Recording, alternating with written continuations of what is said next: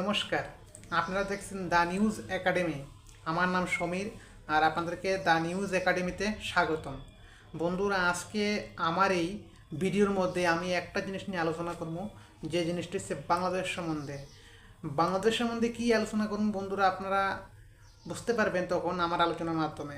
দেখেন, ইদানিং বাংলাদেশের মধ্যে খুব গৃহযুদ্ধ চলতেছে। বাংলাদেশের মধ্যে ভারতকে নিয়ে অনেক কিছু আলোচনা বিতর্ক চলতেছে। আমি দুইটা পয়েন্ট নিয়ে আলোচনা করব। এই মুহূর্তে বাংলাদেশে যে আলোচনাটা চলতেছে এটা হচ্ছে ভারত নাকি বাংলাদেশের ট্রানজিট বন্ধ করে দিয়েছে।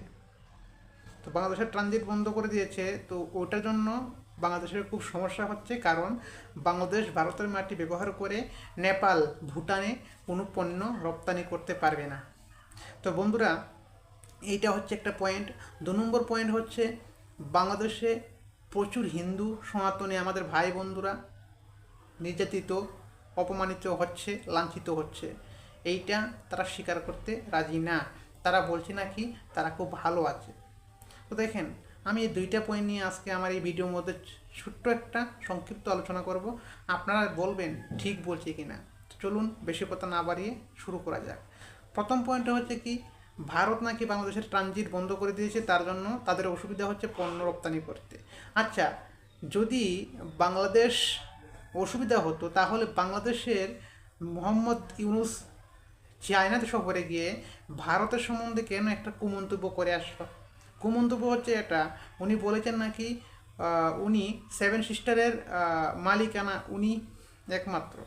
তিনি বঙ্গোপসাগর মানে সমুদ্রের একজন তারা গার্ড, তারা সমুদ্রের কি বলে বলে সমুদ্রের মালিক। তারা একটা সমুদ্রের মালিক, সেভেন সিস্টারের মালিক। তারা যা বলবে তাই। তারা চায়না সফরে গিয়ে চীনের প্রেসিডেন্ট বেনজিং ওনার সাথে আলোচনা করেছে। উনি নাকি সেভেন সিস্টারের পাশে এসে এই কি বলে বাণিজ্য, তারপরে নদী, তারপরে আরও অনেক কিছু আছে, বাঁধ নির্মাণ করে, ঠিক আছে, এখানে সব কিছু বিনিয়োগ করে, যাতে বাংলাদেশের সাথে তারা বাণিজ্য করতে পারে। তাতে বাংলাদেশের সুবিধা হবে, চায়নারও সুবিধা হবে। তো দেখেন বন্ধুরা, ওনার মন্তব্যে এটা স্পষ্ট যে উনি ভারতকে চাপে রাখতে চান। উনি ভারতকে চাপে রাখতে চান, কারণ চায়নার সাথে ভারতের সম্পর্ক এতটা ভালো না। উনি জানেন চায়না যদি এখন এই জায়গাতে এসে তারা বাণিজ্য শুরু করে, তাহলে কি হবে, ভারতকে চায়না চাপে রাখতে পারবে, এদিকে বাংলাদেশেরও লাভ হবে, এদিকে ভারত চাপে থাকবে। এইটা হচ্ছে তাদের পয়েন্ট। 2 নম্বর পয়েন্ট হচ্ছে, বাংলাদেশের হিন্দু আমাদের ভাই বন্ধুরা অনেক লাঞ্ছিত, অপমানিত হচ্ছে, যেটা তারা স্বীকার করতে, বাংলাদেশের মোল্লাবাদীরা স্বীকার করতে অবাধ্য। তারা বলছে নাকি বাংলাদেশের হিন্দু সনাতনীরা খুব ভালো আছে। আসলে কি সেটাই? এতই ভালো আছে?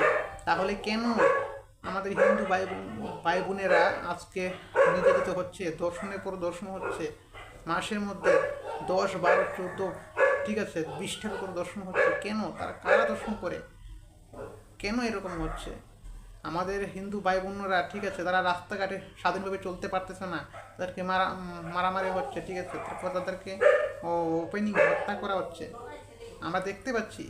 বাংলাদেশে বসে সেটা দেখা যায় না, বাংলাদেশে বসে সেটা উপলব্ধি করা যায় না। আমরা বাংলাদেশের বাইরে আছি, তার জন্য আমরা দেখতে পাচ্ছি।